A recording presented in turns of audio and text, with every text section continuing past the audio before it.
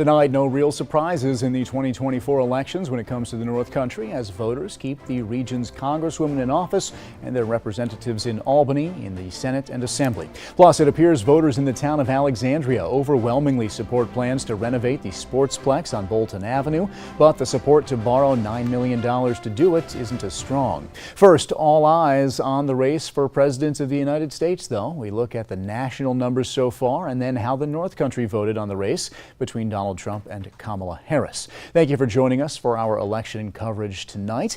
We have several local races to tell you about. We'll get to those in a moment, but first, like we said, all eyes on the race for president across the country. Former President Donald Trump is 60 votes away from securing a win in the Electoral College over the Vice President, Kamala Harris. But still, many votes left to be counted. In New York State, Harris has already been declared the winner by the Associated Press. And here in the North Country, you see those numbers. Unsurprisingly, Donald Trump with strong support in all three counties, nearly 60% in Jefferson County, nearly 75% in Lewis, and about 57% in St. Lawrence County. No surprise there, he has had strong support from North Country voters. Meanwhile, in the race for Congress, both North Country Congresswomen secured their seats tonight. Republican Congresswoman Elise Stefanik is up against Democratic challenger Paula Collins. Stefanik, with 80% of the vote in, gets 63% of the votes cast so far, a commanding victory for her tonight. Republican Congresswoman Claudia Tenney as well being challenged by Democrat David Wagenhauser. Similar story there, 63% of the vote in favor of the incumbent Republican Claudia Tenney, about 70% of votes cast. This race has been called for Tenney as well. In a statement, Elise Stefanik said she is humbled that voters have once again put their trust in her by an overwhelming margin. Stefanik's district includes all of St. Lawrence and Lewis counties, parts of Jefferson County, and extends east to the Capital Region and Plattsburgh. In years past, Stefanik has celebrated her elections in Glens Falls. Tonight, though, she is believed to be with former President Donald Trump at Mar-a-Lago in Florida. Stefanik beat Democratic challenger Paula Collins, who was watching the numbers come in tonight from Potsdam. That's where 7 News reporter Chad Charette joins us live. Now, Chad, you spoke with Collins earlier. What did she have to say?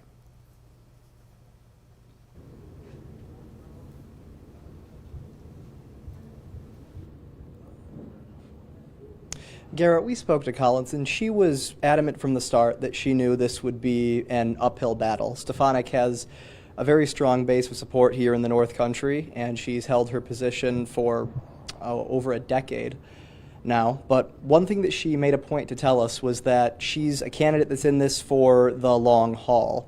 We spoke with her shortly before going on camera, and she said that she'll be making a formal announcement that she plans to continue to run in 2026 on her Facebook. According to that statement, she'll be campaigning as soon as January. So right after the inauguration, she plans to get out there. She believes that if she gets an earlier start, she might be able to build up momentum that can carry her to a victory. This year, she only began her campaign in February.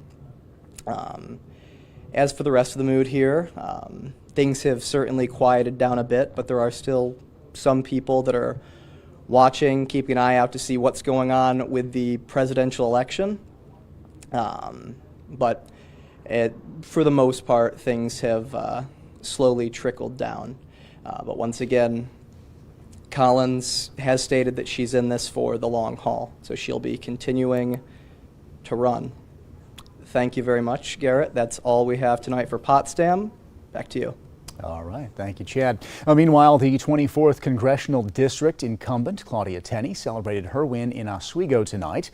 Her room was filled with supporters, campaign signs, and balloons. At 9:44, her campaign sent out an email claiming a decisive victory over Democrat David Wagenhauser.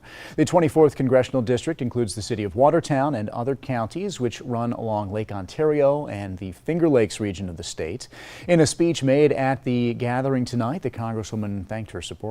Because what we're trying to do is provide aggressive advocacy for everyone in this community and everyone across this huge district. And it's such an honor and a privilege to represent this beautiful part of New York, all the way from Alexandria Bay to the Niagara River. Statewide, New York voters had a choice to make on amending the state's constitution called the Equal Rights Amendment. It would expand the list of people receiving civil rights protections in the states. Opponents of the amendment say it is a political move by Democrats that will lead to more lawsuits. Voters overwhelmingly in favor of this amendment, though 62% of votes cast. And the margin has gotten smaller over the course of the evening. At one point it was 75% in favor, 64% still in favor, more than 1.5 million votes saying yes, more than saying no. At the state level, seats in the Senate and Assembly are up for election tonight, but don't expect to see any changes from the faces that we've seen in those seats. 7 News reporter Mark Mason Jr. is live in studio with us tonight to run through what the Assembly races look like. Mark. Garrett, no challengers means an easy road tonight for state assemblymen in the North Country, and that's including Scott Gray. Gray represents the 116th Assembly District, and he's finishing his first term in the job, in which he took on tough assignments like advocating for parts of the St. Lawrence Psychiatric Center to get torn down, about 10 buildings in all, many dilapidated and ignored by the state for years. Gray also recently helped a Sackett's Harbor man beat the state over traffic tickets he was getting but shouldn't have out of New York City. And Gray helped Watertown manufacturer Metalcraft Marine get back into the game to bid on a state contract. Gray serves parts of Jefferson and St. Lawrence counties, including Watertown, Canton, Clayton, Dexter, Cape Vincent, and more. Ken Blankenbush, who represents the 117th Assembly District, is also running unopposed for the state assembly position. He was first elected to office in 2010, taking office in 2011. Blankenbush serves parts of St. Lawrence, Jefferson, and Lewis counties in areas such as Lowville, Lyons Falls, Governor, Harrisville, and Fort Drum. During this term, Blankenbush has been involved in solving numerous issues related to agriculture and stood opposed to state decisions made by Democrats in Albany with spending too much in the state budget. We heard from the Assemblyman earlier tonight at a Republican watch party where he talked about his priorities for his next term. One of those things affects my district in Lewis County, and that's the Kraft Heinz plant, and it's called the packaging bill. Well, that's what I call it. Bill, the other thing is we're going to still try to curtail the SAFE Act. Now, that's a battle that we've been doing for years and years, but we're not going to give up on that. The Assemblyman will head back to Albany in early January to begin the next legislative session. Garrett? All right, Mark, thank you. Well, let's head back to that watch party in Watertown that we just mentioned. It's at the Italian American Club tonight. That's where 7 News reporter Lexi Bruning joins us live from. Hey, Lexi. Hey Garrett, the crowd here at the Italian American Club has died down a little bit, but the excitement definitely hasn't. Jefferson County Republicans here watching those results come in for both state races and the federal presidential race. I'm joined now by Assemblyman Scott Gray. Scott, so you are unchallenged. You are, running unopposed. What are some of your priorities going into this next session? So I've tried to keep a very hyper focus on the district issues, and I'll continue to do that going into the next term. So I'm, first of all, thank all the voters for their support and that they've shown to me last election, then this election.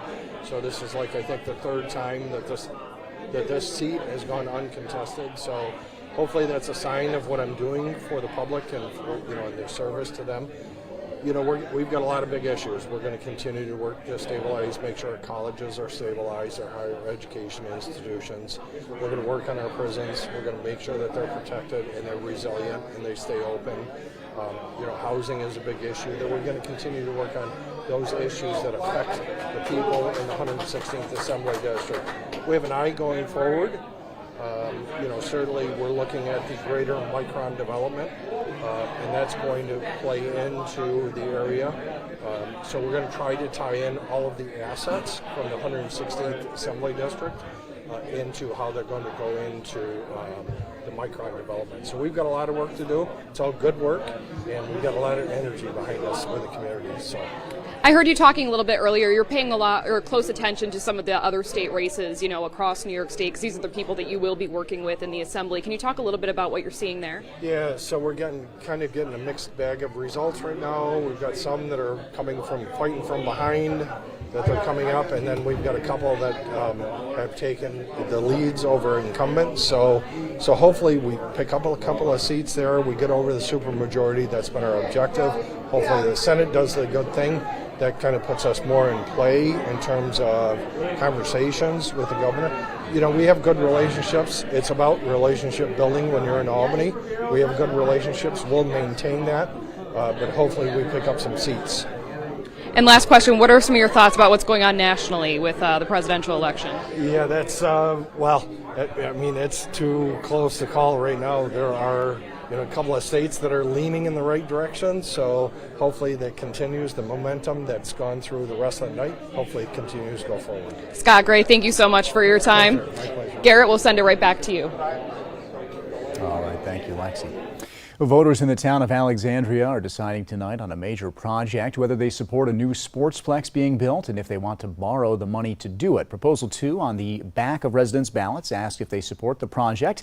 That vote tonight, 68% saying yes, 831 voters in favor of it to 393 against. And in the Proposal 3, it was asking if they support bonding for up to $9 million to renovate that sports complex. A much narrower margin of voters separating yeses and nos here, 54% to 46%, about 100 voters difference between the two, and I believe still more votes to come in on this. So this is a tight one that'll be watching. Voters seemingly in favor of building this, but not necessarily bonding for that much money. Moving on to the race for Carthage Village Justice. This race has been called tonight with the incumbent, Richard Mushtair, winning with 58% of the vote over Peter Kelly. And in the Hermantown Council, this one also called tonight, 66% for Harold Blandon over Bruce Bigelow. Turning to other local races, there are 3 people running for 2 Cape Vincent Village trustee seats. Michael Shavesty, currently with 35% of the vote, to David Bonney's 34% and Robert Ewing's 31%. There are 2 seats open here with the 3 candidates running. Still a very close race with not, I believe this is still early voting numbers, so many more votes to be counted here. In St. Lawrence County, 1 seat is up for grabs on the Fine Town Council.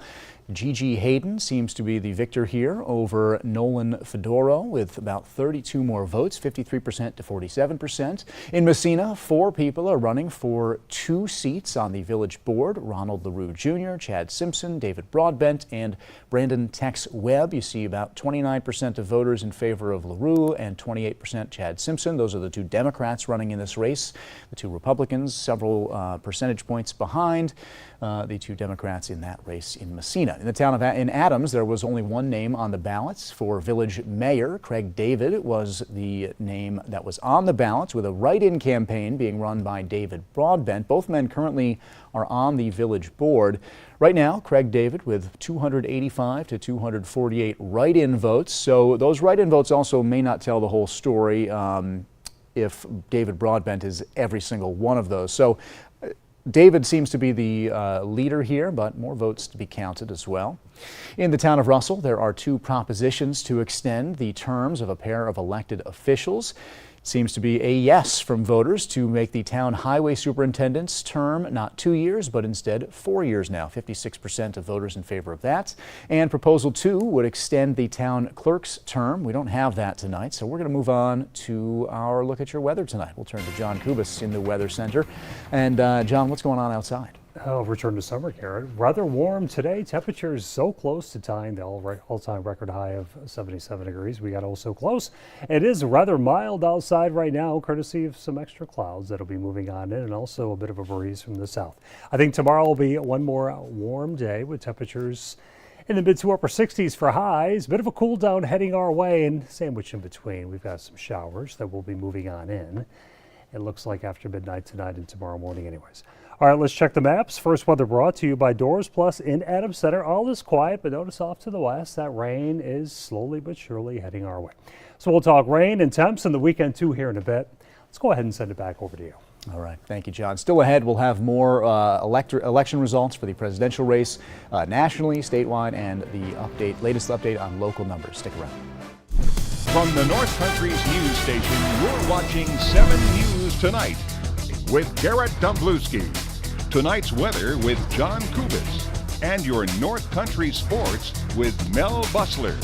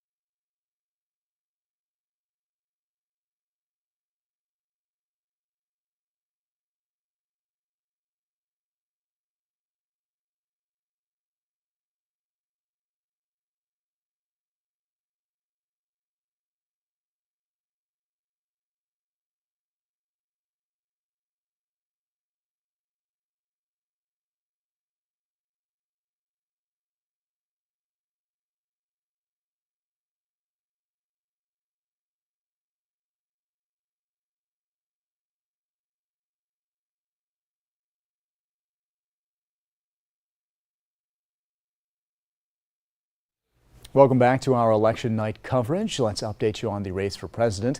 Nationally, former President Donald Trump has 52% of the popular vote over Vice President Kamala Harris's 47%.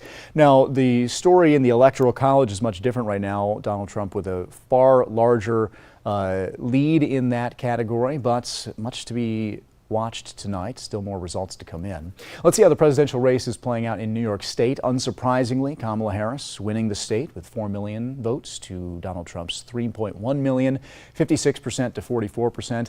And here in the North Country, these are earlier votes, but they're not much different now. 55% from Donald Trump in Jefferson County, 73% in Lewis, and I believe he had about 57% in St. Lawrence County. So numbers you wouldn't be surprised by based on Donald Trump's history of support here in the North Country. The town of Russell, we just mentioned before break that the town clerk position was a proposal on the ballot to extend it from a 2-year term to a 4-year term. That has passed, along with the proposal to extend the town highway superintendent's term to 4 years as well. John Kubas will have your forecast after this.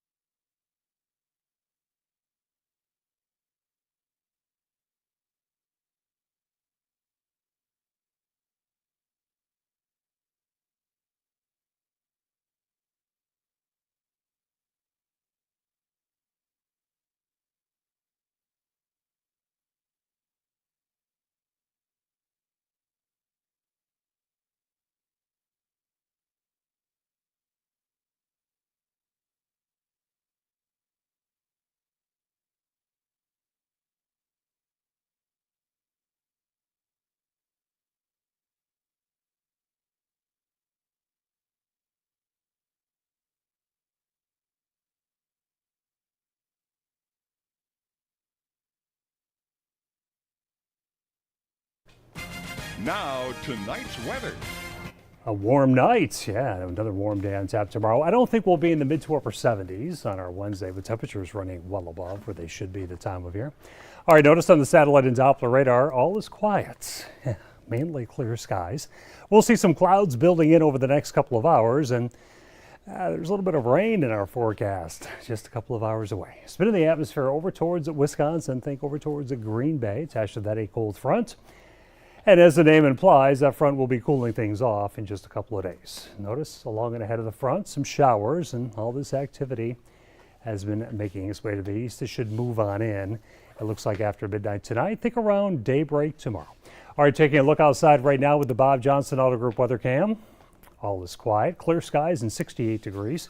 Winds from the south at about 13, pressure 2984. And it looks like it will be falling overnight tonight and tomorrow too. Futurecast showing us overnight tonight. Notice the abundance of clouds moving on in. Seeing some rain tomorrow morning, at least for a couple of hours anyways. Shouldn't amount to all that much, and it shouldn't last all that long. By mid-morning or so, we should see some breaks in the overcast, and I think tomorrow afternoon we'll see a little bit of sunshine, but those temperatures will be falling back into the 50s by tomorrow evening, courtesy of that cold front. As far as your overnight lows tonight, in the very mild 60s, we should have highs in the lower to mid 50s this time of year. 64 your low in the city, 65 in Philly, 63 in Clayton, calling it partly cloudy. Best chance of rain, say, towards daybreak tomorrow. In Lewis County, more of the same for you, partly cloudy lows in the upper 50s to middle 60s. 50 or 61, I should say, in Lowville, 58 in Turin, 64 in Harrisville, 57s in Bard's Corners, and also for you in Osceola. St. Lawrence County, partly cloudy skies, best chance of rain, say 5, 6 o'clock in the morning or so. Upper 50s, Wanakena, 65 in Norfolk and Canton, 62 for you in Governor. Heading out the door tomorrow morning, say around 6, 7, or 8, there you see some rain, at least a couple of hours worth anyways. Southwesterly winds at 10 to 20. And your temperatures in the oh-so-mild for this time of year, mid-60s. Highs tomorrow right around 70 degrees, or near 70 anyways. Upper 60s, best chance of rain in the morning, and then the winds shift more to the west by the afternoon. And that'll clear out the skies a bit. Notice that low Wednesday night, 46. Thursday, a bit cooler, highs around 53, with, it looks like, the risk of a shower or two, lows around 40. On Friday, mostly sunny skies, highs around 55, lows around freezing. Saturday, upper 40s and a whole lot of sun, lows in the 30s. It looks like overnight. Sunday, maybe a shower or two in the afternoon. And it looks like Veterans Day, back up to the upper 50s with the risk for some rain. That's all I have for now. Coming up next, Mel has sports. Stay tuned.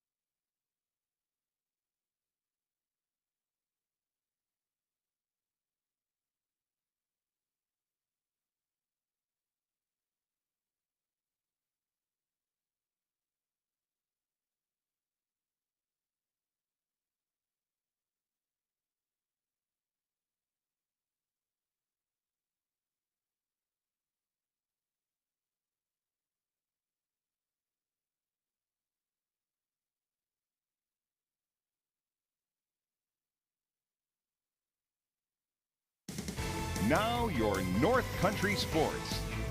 Time for your Toyota Sports Report. Section 10 volleyball in the spotlight tonight with the Class B semifinals. We have highlights from one of those games. Class B semifinal, Governor at Salmon River. Governor rallies from 5 points down late in the first set to upset Salmon River 27-25. However, Salmon River rallies to win 3 straight sets, 25-19, 25-13, and 25-10 to beat the Wildcats 3-1. Gemma Jacobs led the Shamrocks with 10 kills, 2 aces. Candace Sunday chipped in with 8 kills and 4 aces. Audrey Terrence had 6 kills.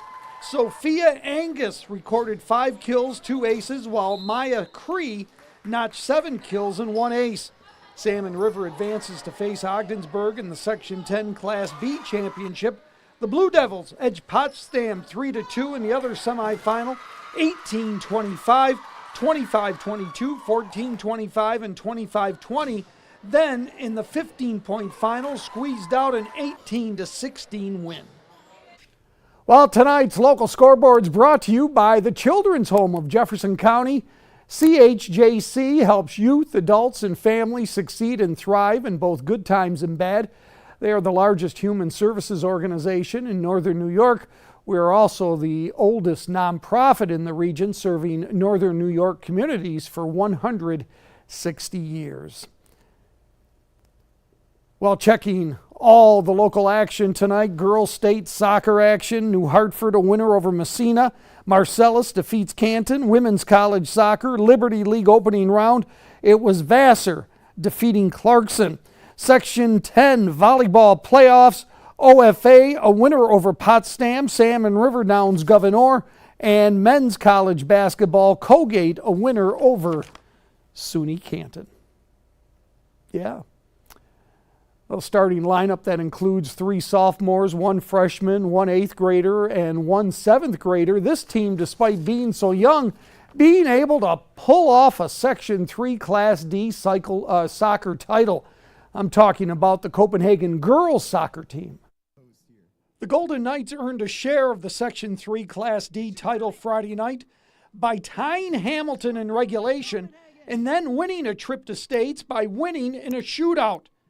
Not bad for a team that features only one senior, 4 juniors, and a whole bunch of younger players on the roster.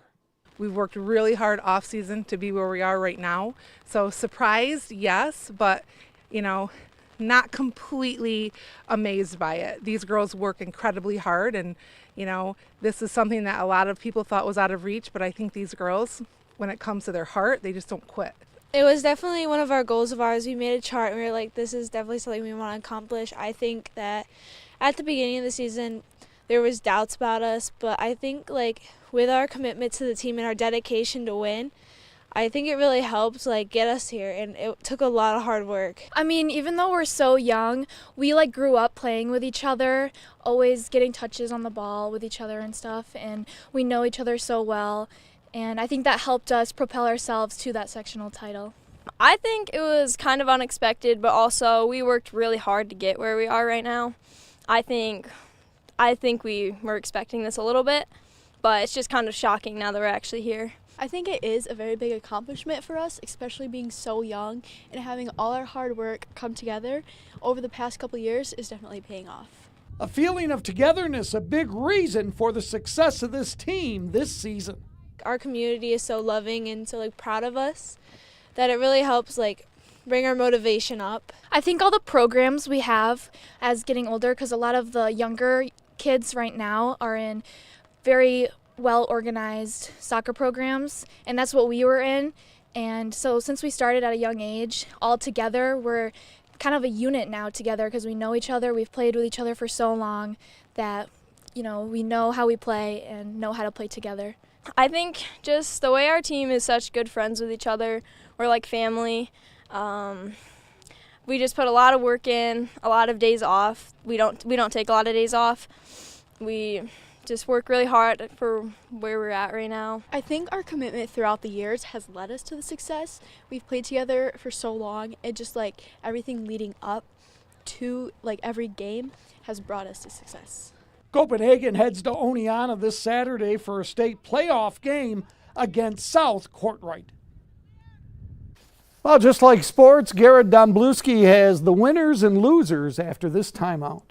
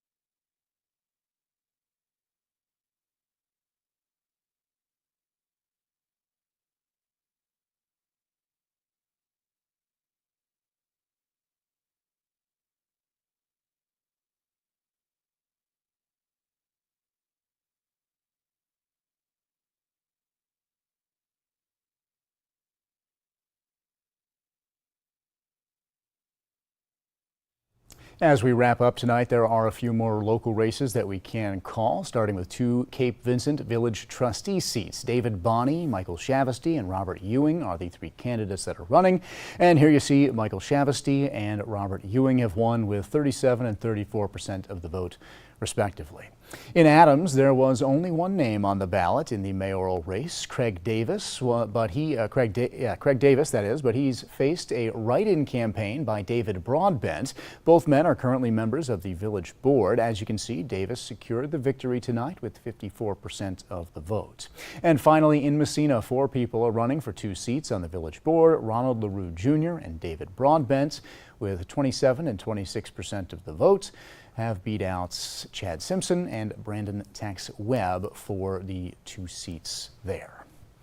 Thank you for watching our election night coverage tonight. We have lots for you to see on our website, so go there if there's any races you'd like to see more from, and have a good night.